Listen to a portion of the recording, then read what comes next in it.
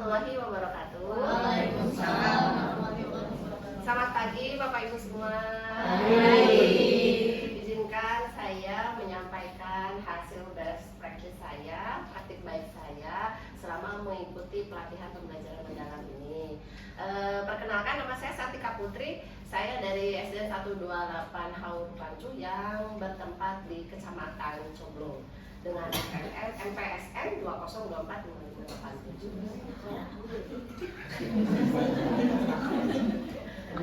Bapak Ibu, kegiatan berbagi praktik baik saya ini berjudul Cermin Bapak Ibu. Ciptakan ekosistem reflektif melalui implementasi PM. Kenapa saya mengambil judul cermin? Karena hanya di depan cermin saja kita bisa menilai diri sendiri dan bisa memperbaiki kesalahan yang ada di dalam diri sendiri. Itu makanya saya suka sekali dengan kata cermin. Gitu. Jadi kelihatan kalau misalnya kita ada jeleknya atau apapun itu kan kalau di depan cermin pasti akan kelihatan gitu ya Bapak dan Ibu. Makanya saya mengambil kata cermin sesuai dengan tahapan yang menurut saya baru di pembelajaran mendalam, yaitu reflektif. Karena reflektif ini sangat baru menurut saya di pembelajaran yang pernah saya lakukan di dalam kelas, sehingga saya mengambil cermin dan reflektif. Dan latar belakangnya adalah saya mengajar di kelas 5. Rata-rata murid saya ini memiliki perilaku yang konsumtif gitu, masih sering muncul dalam diri murid dalam kehidupan sehari-hari.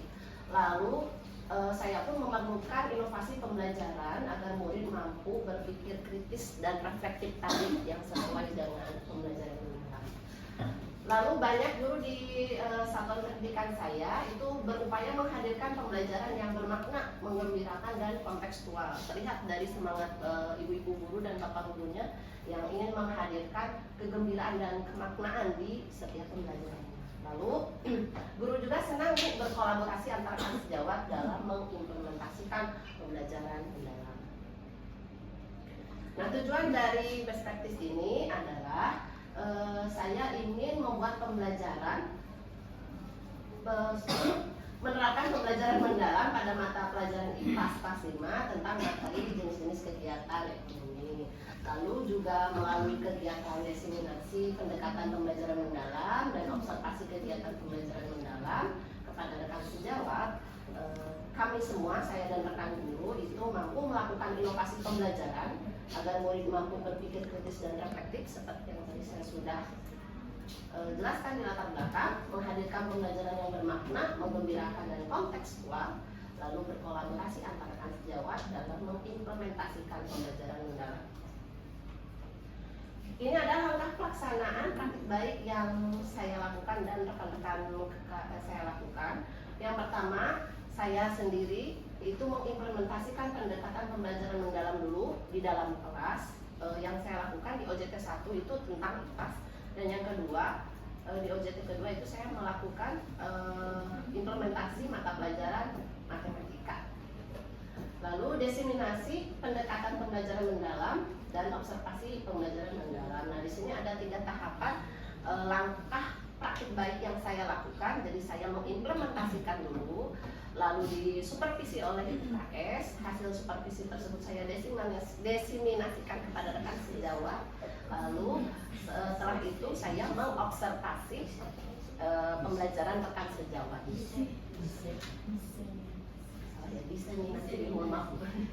Lalu yang pertama mungkin yang akan saya jelaskan adalah praktik baik tentang implementasi pembelajaran mendalam. Yang tahap pertama adalah perencanaan pembelajaran. Saya di sini sebelum melaksanakan pembelajaran mendalam tentunya menganalisis kebutuhan murid. Setelah itu menyusun rencana pembelajaran menyusun rencana pembelajaran mendalam berdasarkan inquiry kolaboratif dengan rekan sejawat di sesama kelas 5 juga.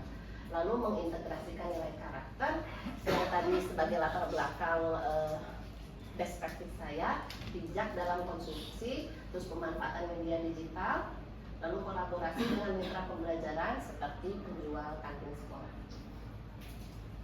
Selanjutnya masih di praktik baik yang pertama, saya melaksanakan pembelajaran. Berikut kegiatan pembelajaran, gambaran kegiatan pembelajaran yang saya lakukan pada OJT pertama, yaitu melakukan persepsi pembelajaran dengan menghadirkan motif sebagai bahan pemantik pembelajaran.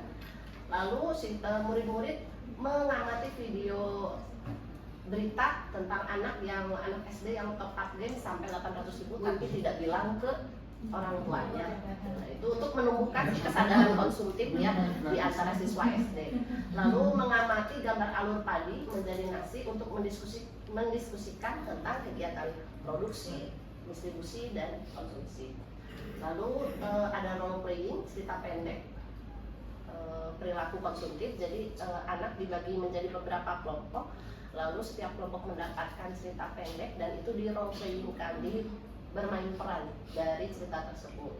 Menyimak penjelasan narasumber, saya mengambil penjual kantin untuk menjelaskan tentang proses produksi, konsumsi, dan distribusi. Bagaimana makanan yang dia produksi bisa sampai ke tangan siswa seperti itu. Lalu membuat diorama kegiatan ekonomi, lalu merefleksi diri tentang perilaku konsumsi yang bijak.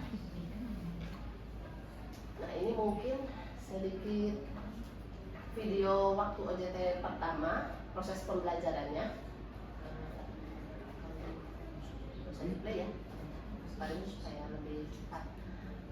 Nah, praktik baik kedua setelah saya melakukan pembelajaran mendalam di kelas, lalu saya setorkan videonya kepada Bu KS. Bu KS mengobservasi saya dan Bu Santi, terutama rekan saya juga, mendiseminasikan kepada rekan sejawat di seluruh satuan pendidikan. Langkah pertama adalah saya menyusun bahan berbagi praktik baik, selain materi pembelajaran mendalam dan standar format rencana pembelajaran mendalam. Karena kalau misalnya hanya diberikan slide materi, Bu, kadang-kadang guru langsung nanya, mana cik contohnya, langsung gitu kan ya Bu. Kalau dikasih materi gitu, mana coba contohnya, makanya kami memberikan standar format.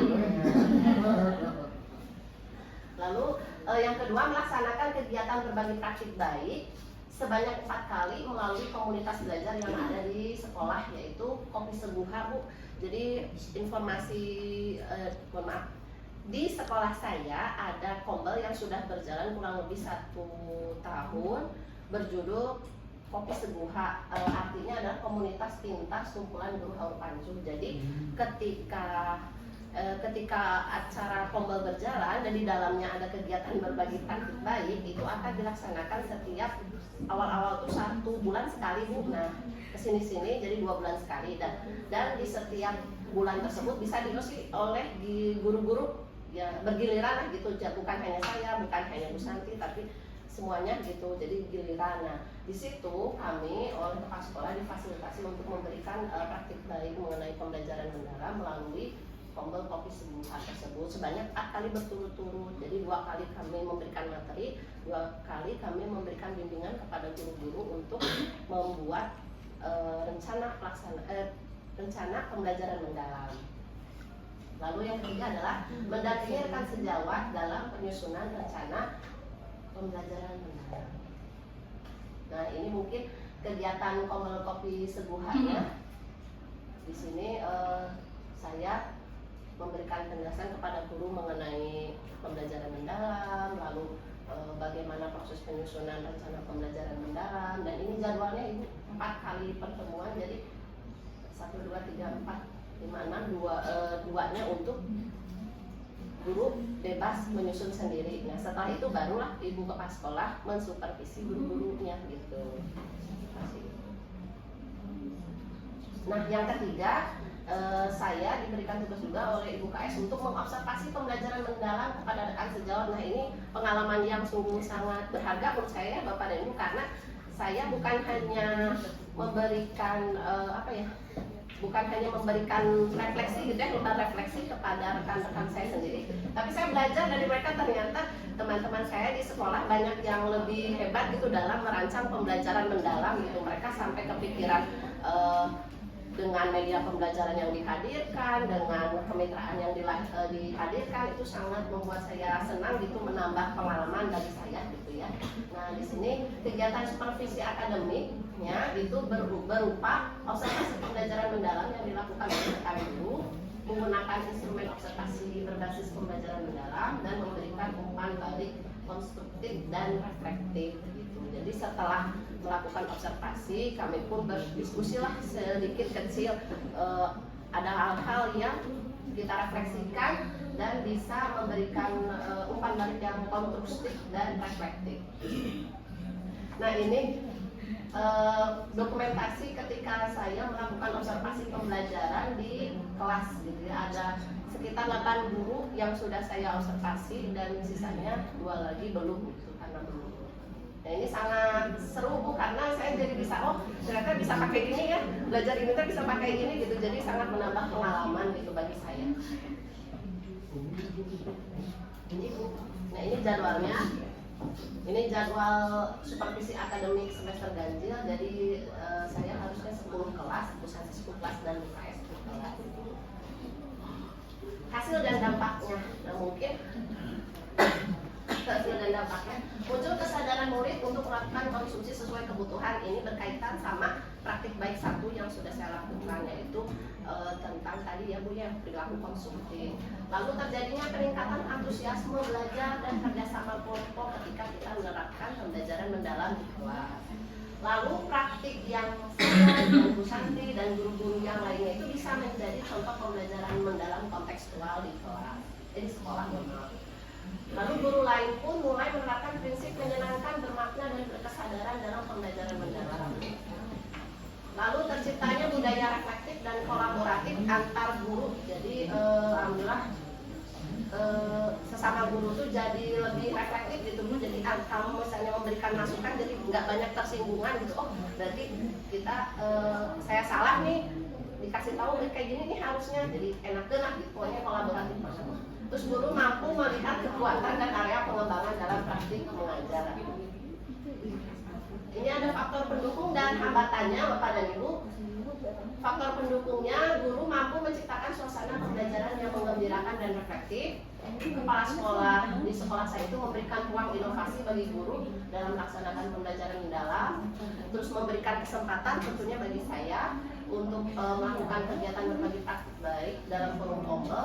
Lalu memberikan kesempatan saya juga untuk melakukan observasi pembelajaran. Hambatannya mungkin murid perlu pendampingan intensif agar refleksinya itu tidak sekedar deskriptif gitu, karena kadang anak tuh kalau nulis secara deskriptif tuh kurang ya, makanya kita harus memberikan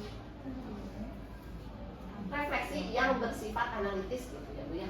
Nah, beberapa guru belum memahami konsep pembelajaran mendalam dan masih fokus pada penyelesaian materi, ada yang masih seperti itu, tapi kita perbaiki bersama-sama. Sebagian guru masih merasa canggung apabila diamati oleh rekan sejawat.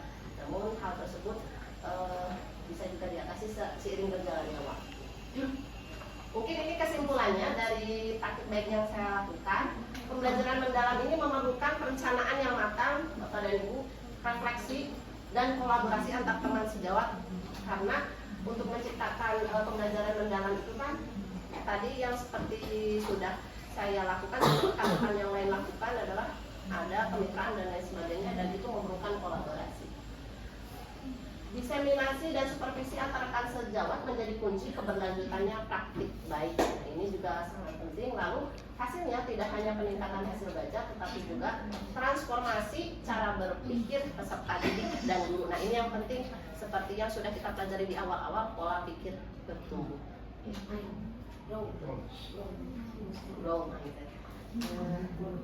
Sekian penjelasan kegiatan berbagi praktik baik. Apabila ada kesalahan kata maupun perbuatan, billahi taufiq wal hidayah. Wassalamualaikum warahmatullahi wabarakatuh. Waalaikumsalam. Maaf ya, Bapak.